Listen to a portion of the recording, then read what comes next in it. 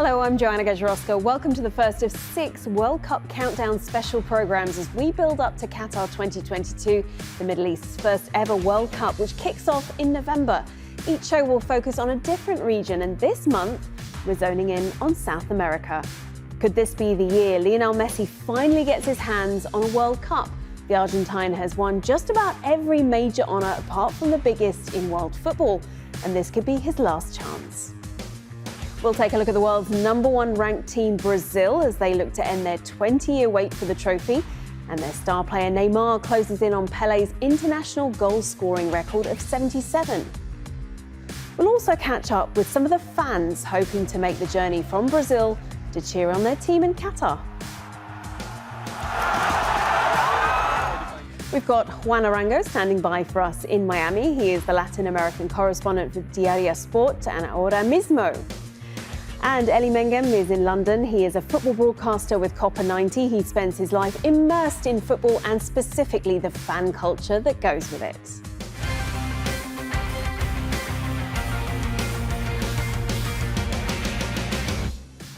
So there's just 5 months to go until the biggest show in sport arrives here in Qatar. All 32 teams have now booked their places for the tournament, divided into 8 groups of 4, with only one capable of going home with the trophy. We'll go into the groups in more detail a bit later on, but first, our correspondent Andy Richardson brings us up to speed on what's been happening here in the host nation as we tick ever closer to kickoff. An exclusive waterfront club in Qatar's capital city Doha is now closed to new members. Wales, Australia and Costa Rica have become the final countries to qualify for this year's World Cup. Excitement for the World Cup is building, not only in Qatar. We see that the excitement is all over us, especially with all the countries that qualified. Demand on tickets is extremely high, and I know that it's going to be disappointing for some fans that wouldn't be able to find their tickets, but we can see that people who have got their tickets are excited. Official World Cup artwork is in place at Qatar's main airport, designed to give arriving fans an immediate sense of the experience to come. I hope that it can resonate with all the visitors coming into the country, and the airport is an excellent location because it's like the doorway to the country. I wanted to show some part of our culture, our football culture, that anybody could relate to. Organisers expect more than 1 million fans to come to the country during the World Cup, and Qatar can expect to take on a distinctly South American feel come November. Applications from fans in Argentina and Brazil led the way during the latest round of international ticket sales. 3 of the 4 most in-demand group games all involved Lionel Messi's Argentina team. Fans and players are set for a unique experience. The most compact World Cup in history, being played not in its usual slot of June and July, but in November and December to avoid Qatar's summer heat. Instead of finishing the season and break and go on their holidays and then reset, have to come to a country and do a mini pre-season and sort of like get the rhythm going again. And I experienced it 4 times. For the Premier League players, European players or teams that are in their leagues, they'll just flow straight into this system. And I actually think the level of quality of football will be more dynamic, more intensity. Obviously there's always that tactical element, but I think it works amazing for the players. Is the fact that this is a very compact country with minimal travelling, is that going to help the players, do you think? Not only the players, the fans too, because the player has always a comfortable life. They have a private jet, everything is organized. But you have to think the same about the fans. And this is sure the best for the fans when they have short distance and they can watch maybe 2 games for the day. A World Cup like no other is being promised. The host nation now just has to ensure it's delivered. Andy Richardson, Al Jazeera, Doha. Well, we're focusing in on South America in this show, and we thought we might be talking about Peru becoming the 5th side from the region to book their ticket to Qatar. But as Andy mentioned in that report, it was Australia that went through at their expense, beating them 5-4 in a penalty shootout in the playoffs here in Qatar. There were joyous scenes in the Aussie changing room, but as you can imagine, it was a different vibe back in the Peruvian capital of Lima, as Mariana Sanchez reports. with the last penalty here, the crowd, a huge crowd, thousands of fans here in the center of Miraflores who were ecstatic with the game, went completely silent. There was disbelief and tears followed for many after 3 long, nerve-wracking hours of this game. There was so much expectation to win this entry to the next World Cup. The country was mainly paralyzed. The government declared a holiday, and for many, it was the most important day of their lives in many years. I feel disappointed. I expected much more from Peru. Australia is not the greatest soccer team. In this country immersed in political upheaval, many say that this loss will be significant. So let's get a closer look at the groups. Instead of Peru, it is the Australians who find themselves heading to their 5th straight World Cup, and they're in Group D alongside the defending champions France, as well as Denmark and Tunisia. Okay, well, let's bring in Ellie Mengem first. Ellie, were you as surprised as everyone else was that Australia qualified out of that game? Yes, absolutely. I mean, as an Australian myself, I went into the game thinking we've got a very slim chance of even getting close to a result. I'm still waking up every morning thinking, wait, are we actually in this? You have to remember, Peru were 20 places above Australia in the FIFA rankings. So for us to not only get a result, but a result in a game that meant so much to Peru, we're stunned, to be quite frank. This is hardly a vintage Socceroos squad. This is a very average Australian side compared to the last 4 sides that have competed for the previous 4 World Cups. Juan, Arango, thousands of Peruvian fans made it across to Qatar for that match, and it is going to be such a shame not to see them here come November. Well, it is. It's going to be a major shame that, one of the more intense fan bases that you got to see in Russia ends up not being in Qatar. But that's a different point. I mean, I think what Ellie said is very true. Many didn't expect Australia to be there, but Australia were able to execute their game plan much better than Peru. Stay there, guys, because we're going to shift our focus now to Brazil, who are currently the world's top-ranked team. They are the only nation to have won the World Cup 5 times and the only country to have appeared in every World Cup finals tournament. But they haven't won it for 20 years, not since Ronaldo scored twice to beat Germany in the 2002 final in Japan. Things look promising this time round, though. They boast one of the biggest stars in the world in Neymar, and they finished qualifying well clear at the top of the South American table, unbeaten in their 17 games. Monica Yanakiev caught up with some Brazil fans in Rio de Janeiro who are hoping to make the journey to Qatar to cheer on their team. Football is more than a game in Brazil. It's a passion. And 41-year-old Luiz Carvalho dos Santos is an example of how far Brazilians will go to cheer for their team. He created the Green and Yellow Movement, an international network of more than 100,000 fans to root for the Brazilian team whenever and wherever it plays. We already have our own headquarters in Doha, with some 10 people helping us organize things here. Santos himself was recently in Qatar. He was invited, together with fan leaders from 33 other countries, to visit the Gulf nation and discuss logistics. Fans always face difficulties. For example, during the Brazilian World Cup, we weren't allowed to take our instruments to the stadiums, which is absurd. Now we'll be able to. The meeting was very helpful to discuss mass accommodation, to let us know what size instruments we can take, and to understand the culture of the country, which is very different from our own.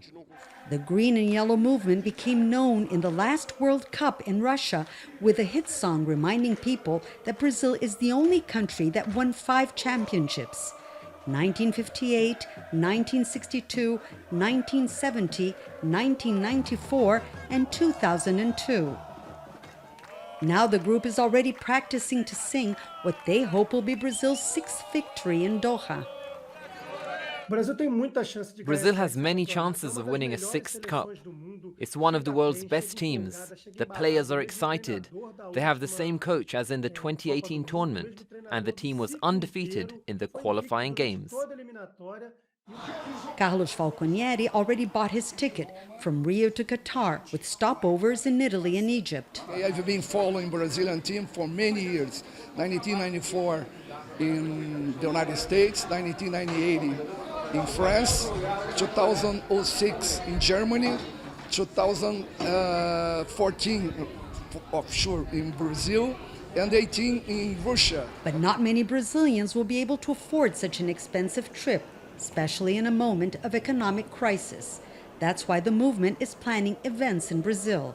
The Green-Yellow movement has 174 embassies to represent their fans all over the world. They're present in 14 countries, including Qatar, and in all Brazilian states. Right now we're standing at their headquarters in Rio de Janeiro.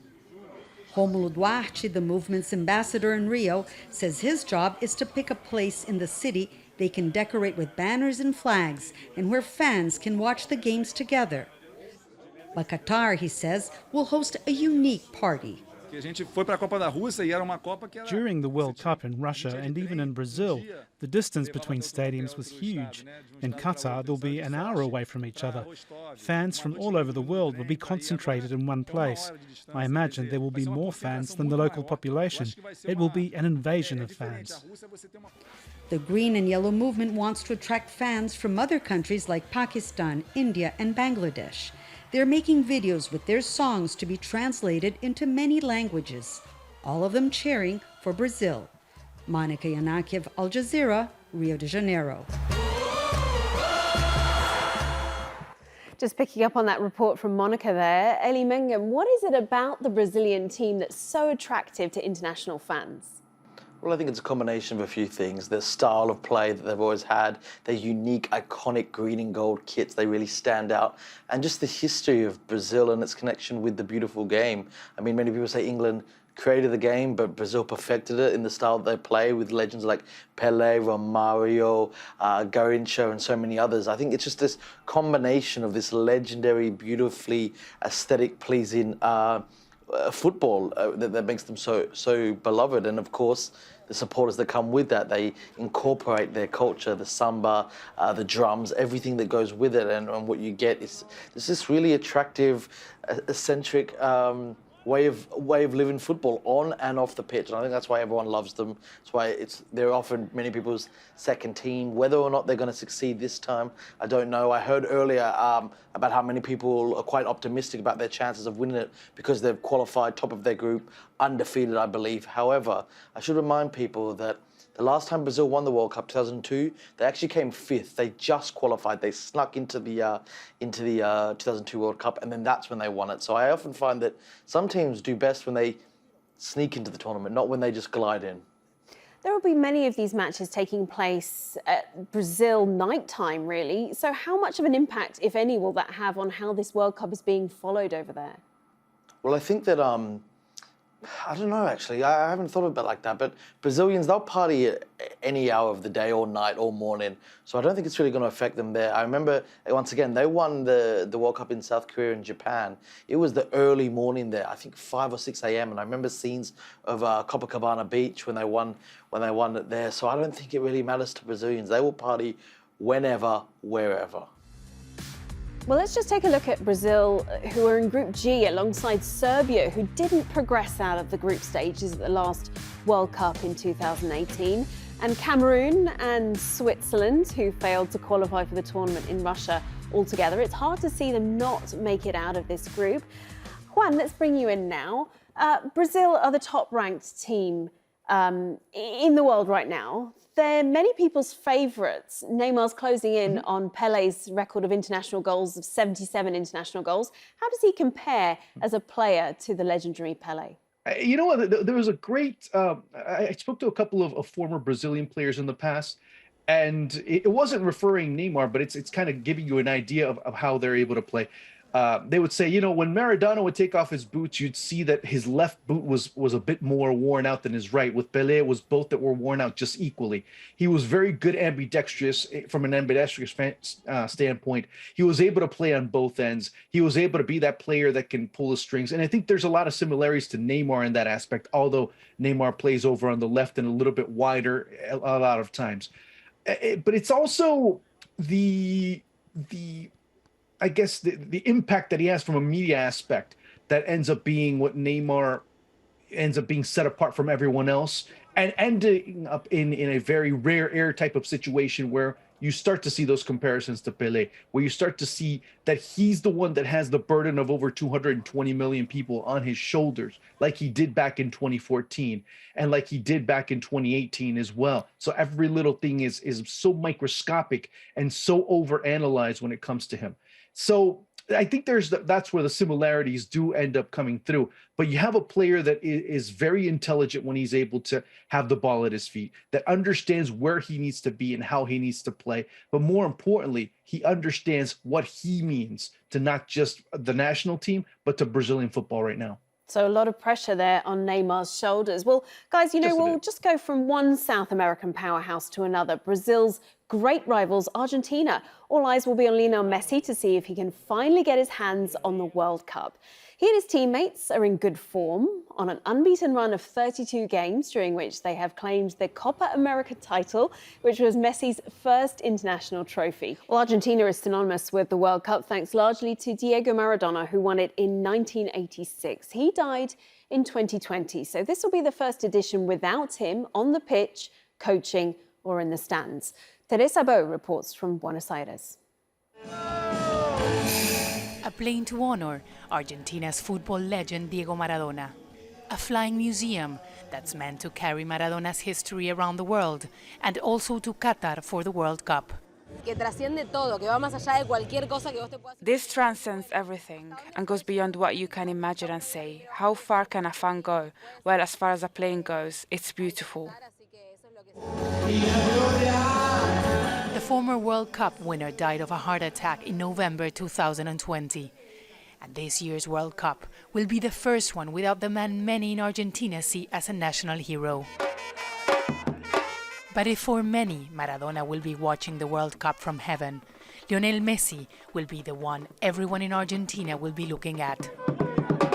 Before winning the Copa America last year, Lionel Messi was criticized for failing to win the World Cup and other tournaments. He was constantly being compared with Diego Maradona. But the situation is completely different now. Lionel Messi is heading to Qatar with the full support of his country and his fans. At this football stadium in Buenos Aires, fans say time is not moving fast enough. People are anxious to see Messi and national team play. What we're seeing now is that there's a team, and we're going to make it far in the World Cup. Diego Maradona, I saw him live in this stadium, but Messi is in my heart. Argentina is in the middle of an economic crisis. Exchange rate controls make it difficult for many in the country to travel. But the World Cup will provide some distraction in times of economic hardship. People here need something to celebrate, and that's why they're hoping that Messi and his teammates can deliver in Qatar. Messi is a winner nowadays with the national team, and Messi is happy being the captain of this national team. And Messi is surrounded by other world-class footballers. In the last World Cup, Argentina was Messi dependent. Now, it's not like that. Messi is the star of the team. A star that at 34 years of age may only have one more chance to shine at the World Cup. Teresa Bo, Al Jazeera, Buenos Aires.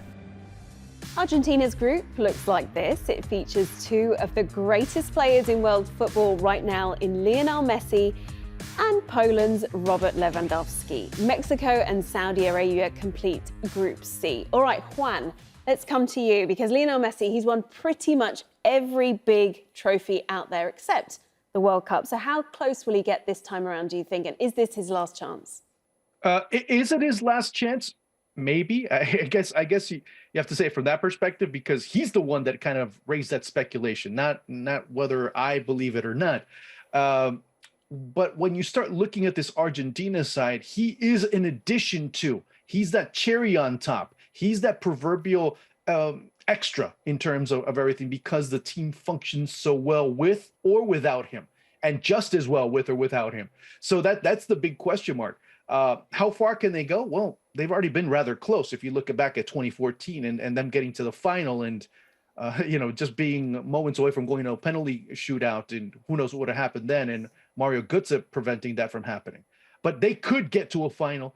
And you know what's the greatest thing about this, Joanna, is the fact that many in Argentina are like, yeah, we believe that we can win, but if we don't, that's okay. We're happy with what Argentina's become, because this team, this group of players has been able to reconnect the national team with their fan base. And I think that's been more important and more of a compliment to what this team has been able to do than winning the World Cup. Obviously, they're going to want to go and compete to win it. But that connection, once again, has been restored, because there was a bit of a disconnect in the previous 2 World Cups, maybe even 3, if you start looking at what Argentina were capable of kind of isolating themselves from the fan base. A lot of criticism with the media and by the media towards this team. That's been more important in the long run. But if in terms of them competing and contending, they're one of the favorites, and you cannot say they aren't based on how they're playing. Ellie, I want to bring you in now, because Messi against Lewandowski in this group, Ballon d'Or winner against the best FIFA men's player. Who's going to come out on top, do you think, in the final group game when these two teams play each other? I think with Messi, there's something more carrying him this time. He knows this is almost certainly his last chance at winning this, and I think Argentina, they've just got more experience at the World Cup, and I think Lewandowski, with his issues that he's got currently trying to leave Bayern Munich, he's been public about his issues there. I think Messi's all in. He's focused on Argentina, and I think he knows this has to be his time. Ellie, Argentina have some of the most passionate fans in world football. What do you think they'll make of Qatar hosting the World Cup? I think they're going to have a great time. I mean, wherever the Argentinians go, they have a great time. But as was mentioned earlier in the show, this tournament is going to be hosted in a way that makes going to games so accessible wherever you are. This is going to be the only tournament where you could possibly go to every single game in a day, or 3 matches, because the stadiums are so close by. So I think they're going to have a great time. They're going to take over Doha. Don't worry about that. And I think they're going to love it. It's going to be hot. They're from a very hot country. I think you're going to see the best of Argentina, not just in Argentina, but in Doha. Well, the other 2 South American teams who have qualified for Qatar 2022 are Ecuador and Uruguay. Ecuador are playing in the official opening match against host Qatar before they face what could be a potentially tricky opposition in the Netherlands and then Senegal.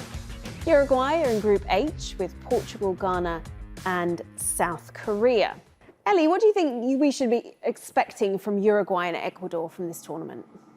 Well, I think when it comes to these 2 teams, they're very different situations. Ecuador are returning back to the World Cup after missing out on 2018, whereas Uruguay make it a lot more regularly and have far higher expectations, as they've won the tournament twice and made the semi-finals 4 times. For Ecuador, I'd say they've got a bit of an easier group on paper against Netherlands, Qatar and Senegal. However, with a team like Qatar, people aren't expecting much, but you have to remember Qatar won the Asian Cup and they're the host. And when you're the host, you've always got that 12th man of the country behind you, being there in the stadium with you.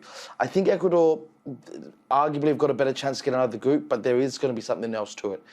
Meanwhile, with Uruguay, well, they're in, I think, the most exciting group of all. They're there with Portugal and South Korea. Now, South Korea are fantastic. Portugal, Ronaldo, enough said.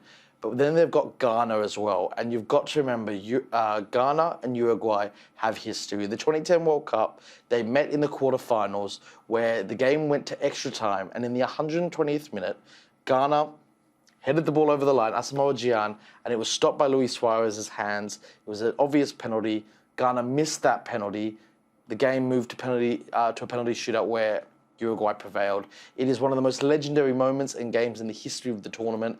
And Ghana, I can guarantee you there is not a Ghanaian who has forgotten about that match, where they were and the heartbreak they went through. They're going to be out for revenge. It's the last game. It's Uruguay's last game of the group stage. Actually, it's the last game of the entire group stage. And I think if you add up a game against Ronaldo and Portugal, a game against Heung-min Son and South Korea, and then obviously the emotional game of Ghana, I think it's Ecuador who are going to go out of the group and not Uruguay. That's my take.